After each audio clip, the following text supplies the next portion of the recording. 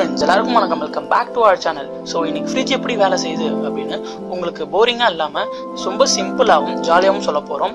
So வாங்க அதை பற்றி தெரிஞ்சுக்கலாம். ஃபர்ஸ்ட் ஆஃப் ஆல் நம்மளுக்கு ரெண்டு விஷயத்தை பற்றி தெரிஞ்சுக்கணும். அது என்னன்னு பார்த்தீங்கன்னா எவாப்ரேஷன் அண்ட் கண்டென்சேஷன். இது தெரிஞ்சாதான் நம்மளுக்கு ஃப்ரிட்ஜை பற்றி பார்க்கும்போது புரியும். எவாப்ரேஷன்னா என்னென்னா சீக்கிரமாக லிக்விட் ஸ்டேஜ்லேருந்து கேஷுவல் ஸ்டேஜாக மாறிடும். எக்ஸாம்பிளுக்கு உங்கள் கையில் கொஞ்சம் ஆல்கஹாலோ இல்லை பெட்ரோலோ எடுத்து ஊற்றி பார்த்தீங்கன்னா உங்கள் கையில் இருக்க ஹீட் அதை எடுத்துக்கிட்டு கொஞ்ச நேரத்தில் அது நார்மல் டெம்பரேச்சருக்கு பார்த்தீங்கன்னா அந்த டெம்பரேச்சரில் ஒரு கேஷுவஸாக மாறிடும். அதான் நீராவியாக மாறிடும். கொஞ்ச நேரம் கழிச்சு உங்கள் கையில் நீங்கள் அந்த கூலிங்னஸை உணர முடியும். ஸோ இந்த எவாப்ரேஷன் ப்ராசஸ் என்ன பண்ணோம்னா ஹீட்டை எடுத்துக்கிட்டு கூலிங்னஸை கொடுக்கும். அடுத்தது கண்டென்சேஷன் எவாப்ரேஷனுக்கு அப்படியே ஆப்போசிட். அதாவது அதில் லிக்விட் கேஷுவஸாக மாறும் இல்லையா, இதில் கேஷுவஸ் இருக்கிறது லிக்விடாக மாறும். ஸோ அப்போனா இதில் என்ன ஆகும்னா இது கூலிங்கை எடுத்துக்கிட்டு ஹீட்டை வெளிவிட்டுரும். ஸோ இந்த ரெண்டு டேர்மும் உங்களுக்கு புரிஞ்சிருக்கும்னு நினைக்கிறேன். வாங்க ஃப்ரிட்ஜோடைய இம்பார்ட்டன்ட் பார்ட்ஸ்லாம் என்னென்ன அப்படின்றத பார்ப்போம். ஃப்ரிட்ஜில் 5 மெயின் பார்ட்ஸ் இருக்குது. அது என்னென்னு பார்த்தீங்கன்னா compressor, condenser, capillary tube, evaporator and thermostat. இதெல்லாம் ஒன்றொன்னா நம்ம கிளியராக பார்க்கலாம். வாங்க. First compressor. ஸோ ஃப்ரிட்ஜுக்குள்ளே கேஸ் இருக்கும் இல்லையா, அந்த கேஸ் எந்த கேஸ் அது என்ன அப்படின்றத நான் உங்களுக்கு கடைசியாக சொல்கிறேன். அப்போ தான் உங்களுக்கு புரியும் அது எந்த ஹாட்டாக இருக்கா கூலாக இருக்கான்னு உங்களுக்கு கடைசியாக சொல்கிறேன். ஏன்னா கம்ப்ரஸர்லேருந்து ஆரம்பிச்சு அது திருப்பி கம்ப்ரஸரில் தான் முடியும். இது ஒரு சைக்கிள் மாதிரி, ஓகேங்களா. ஸோ அந்த கேஸ் லோ ப்ரெஷரில் இருக்கும்.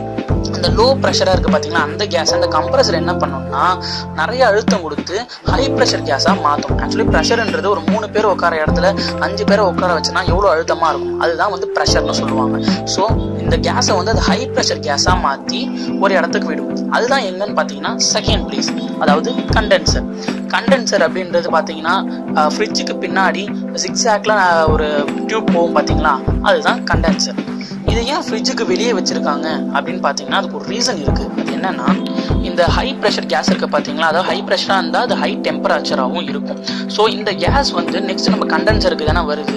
இந்த கண்டென்சர் வெளியே இருக்கும்போது அந்த இடத்துல கண்டென்சேஷன் ப்ராசஸ் நடக்குது.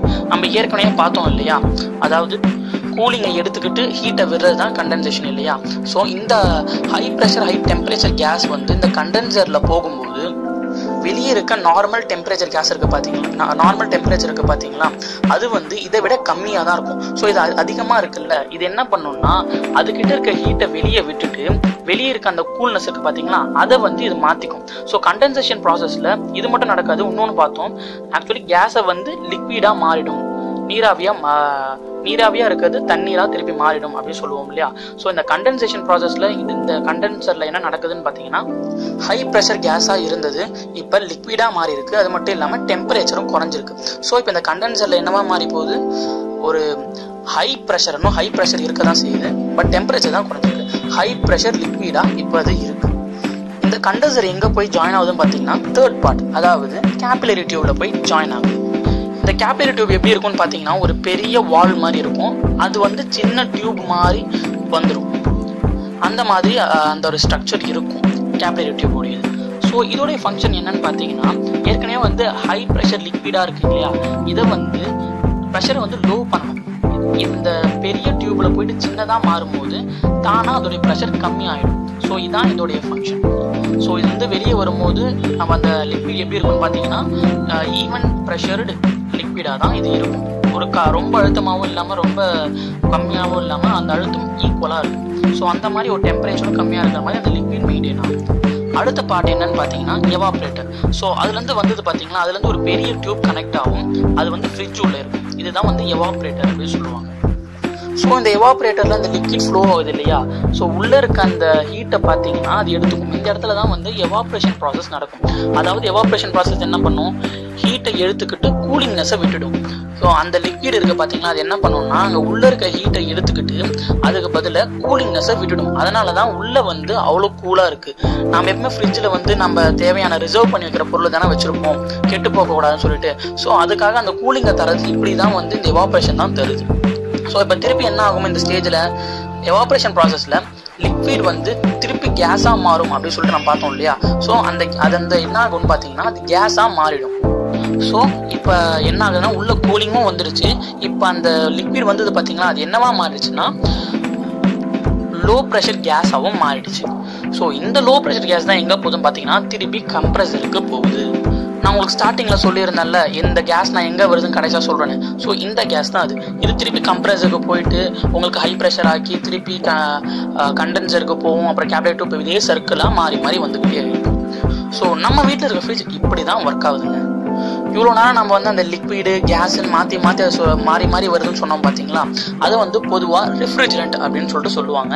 இந்த ரெஃப்ரிஜரண்ட்டாக என்ன யூஸ் பண்ணாங்க அப்படின்னு பார்த்தீங்கன்னா தான் குளோரோஃப்ளோரோ கார்பன் அப்படின்னு சொல்லிட்டு ஒன்று யூஸ் பண்ணாங்க. அது நிறைய பேருக்கு தெரிஞ்சிருக்கும். CFC, அதாவது இது வந்து ஓசோன் லேயரை ஓட்ட விழுது அப்படின்ற காரணத்தால இதை விட்டுட்டு இப்போ HCFC, அதாவது ஹைட்ரோஃப்ளோரோ கார்பன் அப்படின்னு சொல்லிட்டு ஒன்று யூஸ் பண்ணுறாங்க. இதுதான் இப்போ இருக்க ஆல்மோஸ்ட் எல்லா ஃப்ரிட்ஜஸ்லையும் யூஸ் பண்ணவும் செய்யப்படுது. ஸோ ஃப்ரிட்ஜில் இருக்க இம்பார்ட்டன்ட் பார்ட்ஸ் எல்லாம் பார்த்துறோம். இன்னொரு மெயின் பார்ட்டும் இன்னொன்று இருக்குது. அது என்னன்னு பார்த்தீங்கன்னா தெர்மோஸ்டாட். இது என்ன பண்ணணும்னு பார்த்தீங்கன்னா இது ஒரு டிவைஸ். இந்த டிவைஸ் வந்து இப்போ ஃப்ரிட்ஜுக்குள்ளே அதிகமாக கூலிங் ஆகிடுச்சு அப்படின்னா அதை கண்டுபிடிச்சி கம்ப்ரஸரை வந்து ஆஃப் பண்ணிடும். கம்ப்ரஸர் ஆஃப் பண்ணால் என்ன ஆகிடும், இந்த முழு சைக்கிளும் என்ன ஆகிடும், நின்றுடும். ஸோ எப்போ அந்த கூலிங்னஸ் குறைஞ்சி வருதோ அப்போ தான் திருப்பி அது வந்து ஆன் பண்ணும். எப்போ ஓரளவுக்கு ரொம்ப கூல் குறைஞ்சிடுச்சு, ஹீட்டாக இருக்குது உள்ள அப்படின்னு தெரியுதோ திருப்பி அது கம்ப்ரஸரை ஆன் பண்ணும், திருப்பி அந்த சர்க்கிள் ரொட்டேட் ஆகும். ஸோ இப்படி தான் உள்ள அந்த கூலிங்னஸும் மெயின்டைன் ஆகுது. ஸோ அவ்வளோதான் ஃப்ரெண்ட்ஸ், ஃப்ரிட்ஜ் எப்படி ஒர்க் ஆகுது அப்படின்னு உங்களுக்கு எல்லாருக்கும் புரிஞ்சிருக்கும் நான் நினைக்கிறேன். இன்னொரு ஸ்பெஷல் வீடியோலையும் ஒரு இன்ட்ரெஸ்டிங் வீடியோலையும் உங்க வந்து சந்திக்கிறேன். And then bye guys.